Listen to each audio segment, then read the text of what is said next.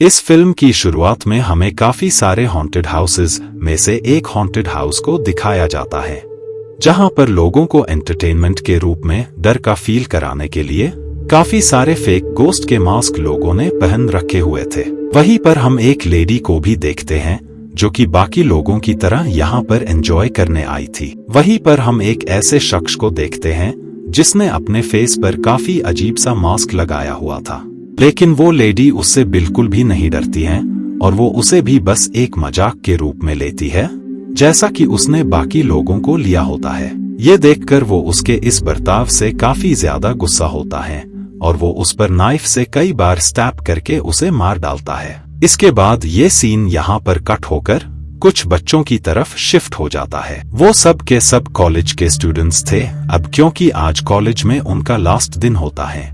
इसी वजह से वो सब इस दिन को सेलिब्रेट करने का डिसाइड करते हैं। वहीं पर हम नैटली नाम की लेडी से भी रूबरू होते हैं जो कि इस फिल्म की मेन कैरेक्टर है। इसके बाद नाइट में हम उन सब फ्रेंड्स को देखते हैं जो कि सेलिब्रेट करने के लिए हॉन्टेड हाउस में जाते हैं। अब क्योंकि हैलोवीन का वक्त चल रहा था, इसी वजह से हॉन्टेड हाउसेस को काफी अच्छे से डेकोरेट किया हुआ था और बहुत सारे लोग वहां पर एंजॉय करने आए लोगों को डराने के लिए रेडी बैठे हुए थे। नैटली और उसके फ्रेंड्स अलग अलग राइड्स का मजा लेते हुए काफी ज्यादा एंजॉय कर रहे होते हैं।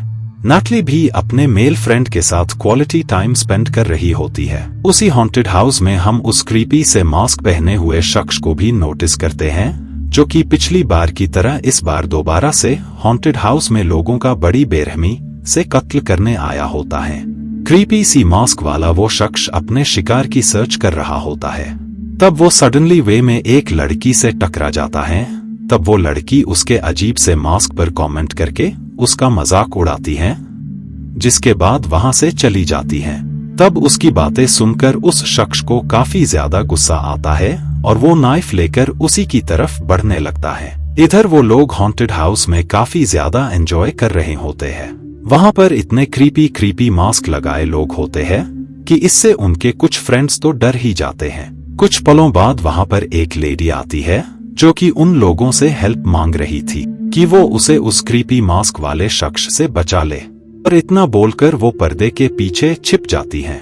असल में ये वही लेडी होती हैं जिसने उस शख्स के मास्क पर कमेंट किया होता है। कुछ देर बाद वो शख्स वहां पर आ जाता है और वो नैटली से उस लेडी के बारे में पूछने लगता है।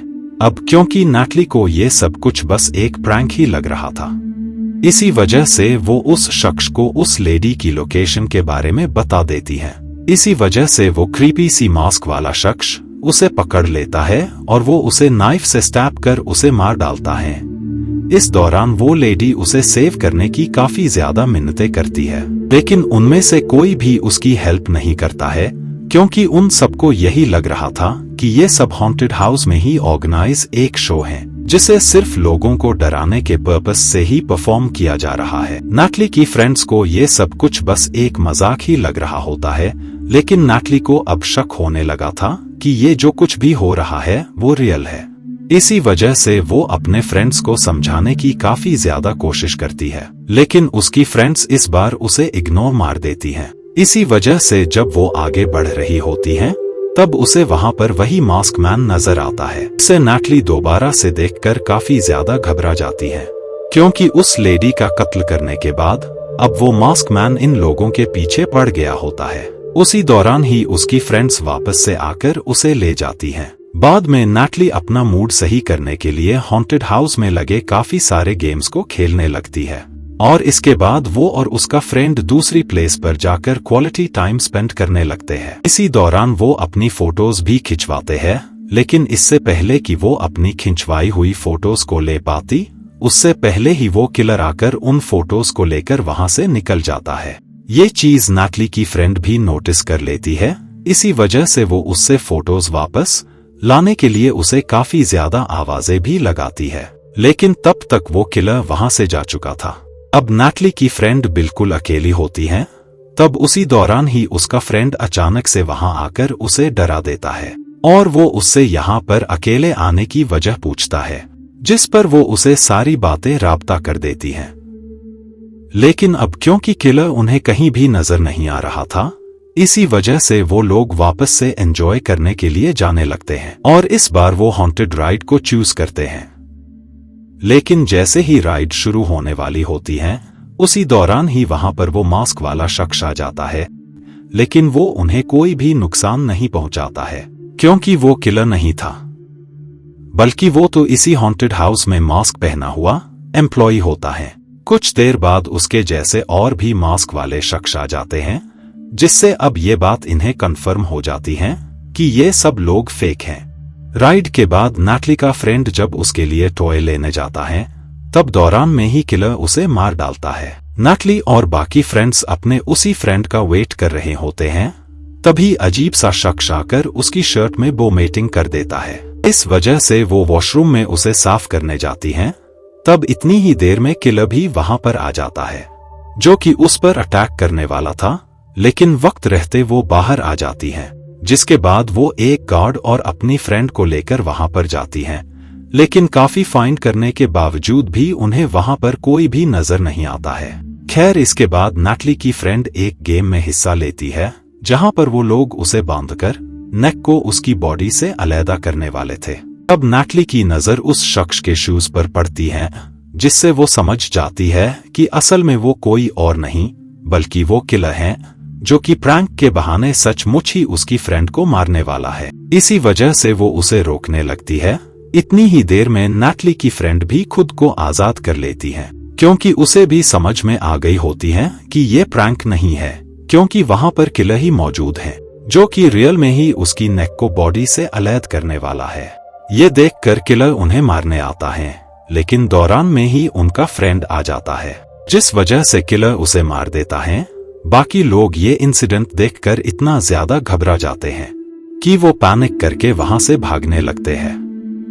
किलर उन्हें फॉलो करते हुए दूसरे गेम में चले जाते हैं, जहां पर ये लोग किलर से बचने के लिए वहीं पर ही छिप जाते हैं और मौका देखकर ये उस पर अटैक भी करते हैं, जिसके बाद वो दूसरे रूम में छिप जाते हैं और उस किलर के वहां से जाते ही वो एग्जिट रूम की तरफ जाने लगते हैं।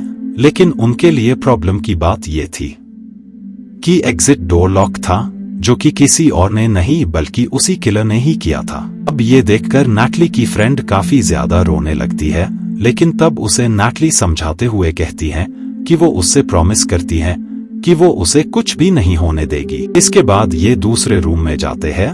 उस रूम में उन्हें एक ही तरह के काफी सारे स्टैचू नजर आते हैं। तब इनके दिमाग में आइडिया आता है कि ये इन्हीं स्टैचू के पीछे छिपकर किलर का वेट करेंगे, जिसके बाद जैसे ही किलर आएगा वो उस पर अटैक कर देंगे। नैटली की फ्रेंड को भी ये प्लान काफी ज्यादा पसंद आता है। इसके बाद जब किलर वहां पर आता है तब प्लान के मुताबिक ये उस पर हमला बोल देते हैं और वो उसे काफी बुरी तरह पीटते हैं, जिसके बाद ये दूसरे रूम में भाग जाते हैं। दूसरे रूम में जाने पर वहां भी काफी सारी स्टैचू थी। अब क्योंकि वह एक ही शक्ल के काफी सारे लोग थे, इस वजह से किलर कंफ्यूज हो जाता है और इतनी ही देर में ये दोबारा से उस पर अटैक करने वाले थे, लेकिन किलर उनकी चाल भांप जाता है। इस वजह से वो उन्हीं पर ही अटैक करने लगता है और जब वो उसे मारने वाला था तब नैटली नाइफ से उस पर अटैक करके उसे मार डालती है, जिसके बाद गार्ड्स आकर उन्हें रेस्क्यू कर लेते हैं, लेकिन उन्हें किलर की लाश कहीं भी नहीं मिलती है।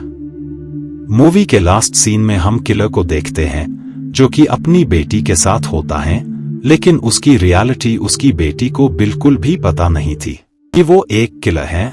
उसे लगता था कि उसके डैड काफी ज्यादा अच्छे इंसान हैं, लेकिन असल में तो वो हॉन्टेड हाउस में जाकर लोगों को मारा करते हैं।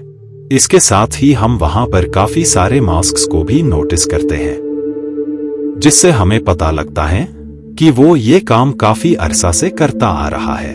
और इसी के साथ ये मूवी यहीं पर एंड हो जाती है।